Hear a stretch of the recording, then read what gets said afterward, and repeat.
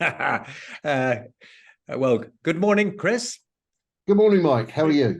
I'm super good. And this is Chris Webb. He is the owner of MacService in Antibes. He's been around for quite a while in Antibes, helping everybody out with their Macs. And he's got some interesting stuff to tell us about the future of Macs. Well, the future of your old Macs, if we want to talk about that. But before we do that, let's find out a little bit about Chris and how he ended up on the Riviera. Over to you, Chris. Thanks a lot, Mike. Well, I've been in the computer industry ever since I was 17, 17, 18.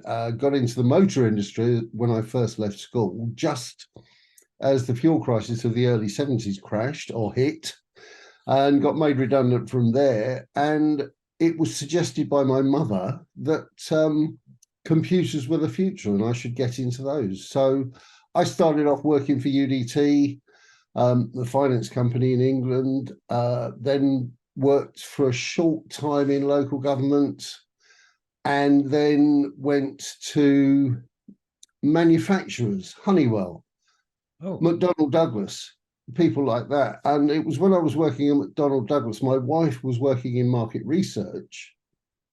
I had to pick her up from work one night. She asked me to enter some information, some data into a little computer that she had on her desk, which was a Mac Plus. And that little thing that was sitting on her desk had more power than a computer I had just been walking around inside. And that was it. I was hooked, completely hooked. And I've been with Macs ever since. Wow. Working on them as an engineer, fixing them, helping people out with software problems, just doing anything I can to help people.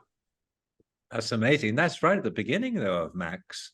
Oh, yeah, it was way. I mean, it was back in the late 70s, early 80s. I mean, there were a couple of machines before that. The Apple IIs, the company that I ended up working for, were using Apple IIs as data gathering machines. But the office machines that they were using were things like the Mac Plus and the Apple IIe. And getting on to, well, the owner of the company was an absolute Mac freak. He loved them. Everything he had was Apple, and it was keeping his stuff going where I learned the skills. That's fascinating because I was always a PC man. And to be honest, it's only when I got into writing and doing photography, I decided that the Mac was the best way to go because it offered me everything up front with zero complication. And I love that. Well, there was, I mean, the favorite expression that Alan, the guy that I was working for, had was, what you see is what you get, WYSIWYG. And Yes. with a Mac, that was so true. With a PC, because I was working for Honeywell, we were using IBM-based computers for desktop machines. Everything was around the wrong way. If you wanted to stop the machine, you had to go to the start menu, and that never really made sense to me. No, it's very intuitive, a Mac. Let's move on Absolutely. to how did you bring all this intelligence and knowledge to the Riviera? Well, my mother-in-law, my wife's dear mother, has had a place down here near the port in Antibes for about 30 odd years. And really, in the beginning, the place was just for the family to use for holidays and things like that. And one year, she came down to prepare the place for winter, and we got a phone call from her saying, "I'm not coming back. I'm going to stay down here." So she put her apartment in Brighton on the market and moved her partner down there. Time went by. Her partner sadly died. And as she got older and older, we decided that we had no real ties to the UK. My business, what I do, is completely mobile. I can do it from anywhere. With the internet these days and remote access. I mean, I was working yesterday afternoon on a computer system in Mexico City. So, it doesn't matter where I was. Yeah. Our kids had left home. We were rattling around in a great big 4-bedroom house in Sussex. So we thought, why not? So we sold up and moved down here. Initially, we moved into a villa up in Biot with my mother-in-law. That didn't really work out for various reasons, but now she's back in a little apartment overlooking the port. We're in an apartment in the centre of Antibes, and it works great. The other reason, of course, is because English people, being English people, tend to protect their assets or things that they use. They keep them very secret from their friends. And although I had a lot of customers in England, nobody ever recommended me. And it's completely the obverse down here. If you do a good job for somebody, they spread your name everywhere. So whereas I think my business would have been going quite dormant had we stayed in England, here it's growing. That's excellent. So what do you offer actually, Chris? I mean, because I know you open up these boxes and can work your way around inside, which is a total mystery to me. So the thing is, it's relatively easy these days because of microelectronics. There's very little one can do to repair, well, with my skills and the size of these things, there's very little I can do to repair at component level. But I have a stock both here in my office and down in our cave in the garage. I have a stock of old computers going back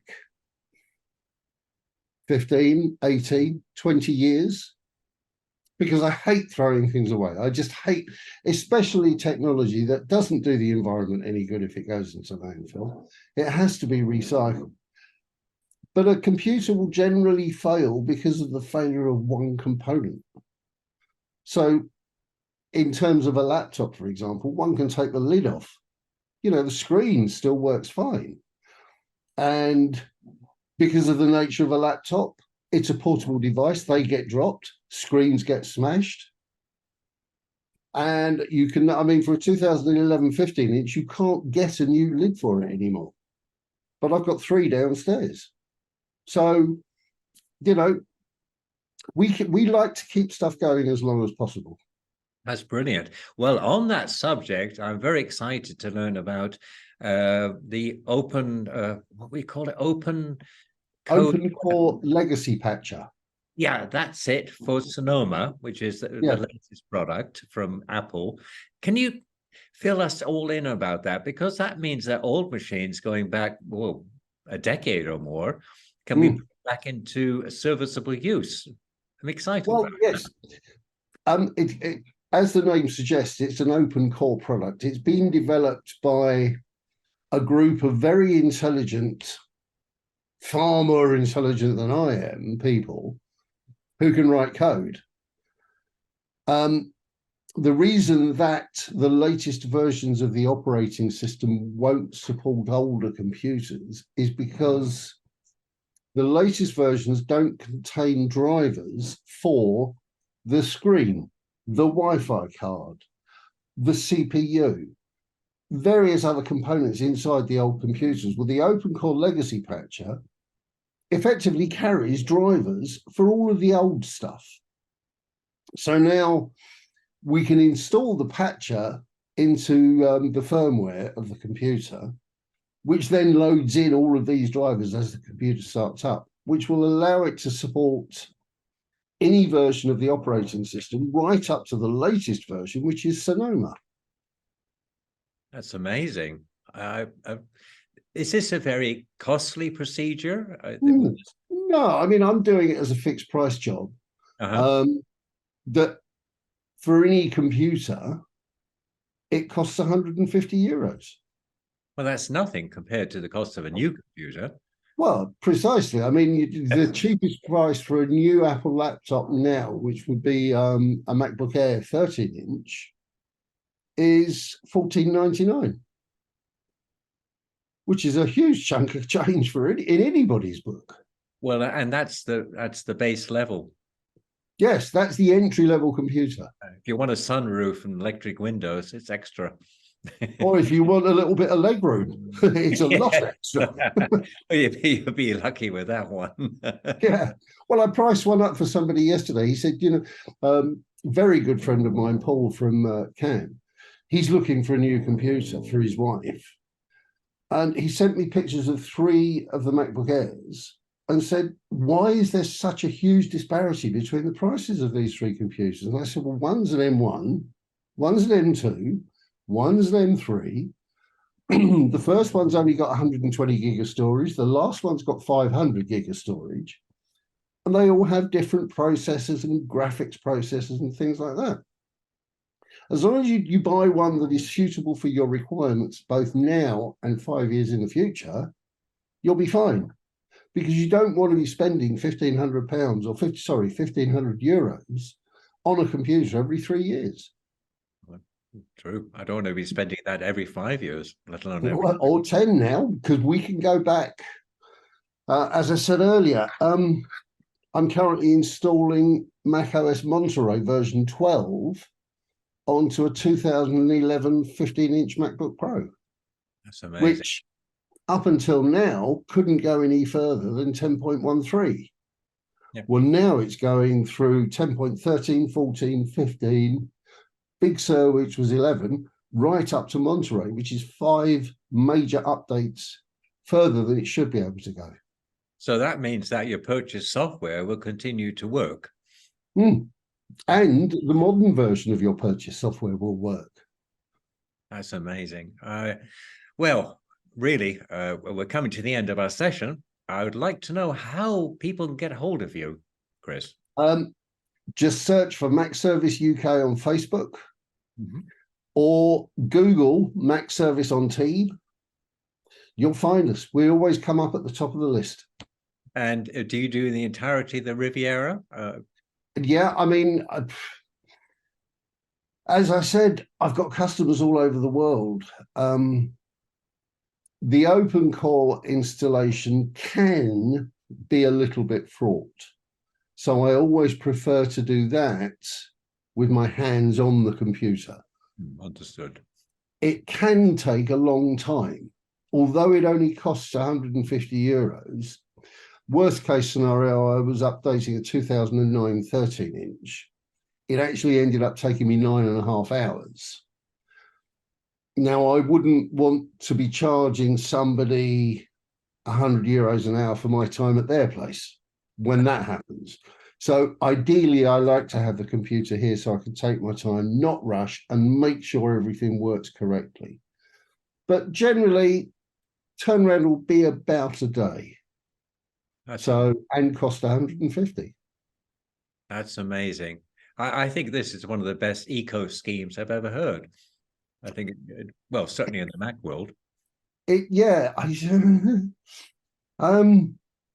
Apple aren't too happy about it for obvious reasons, but you know what's good for the customer. It's good for the customer, and that for me. And it's also good for the environment, and it's good for the old technology. Those are the important things to me. And it keeps people in the Mac world, because the temptation will be to go wandering away. And that is going back in time, if you ask me. Yeah, it is. It's making a retrograde step rather than a forward step. Exactly. Yeah. Oh, that's brilliant, Chris. Well, thank you so much for your time today. I really appreciate it. I will put on the video the links to you so people can get you. And just remains to say thank you so much. I found it really, really interesting. And so what we do now is have huge smiles while I say thank you and find the off button. It's been an absolute pleasure, Mike. Thank you so much for your time. Thank you, Chris. Thank you. Take care.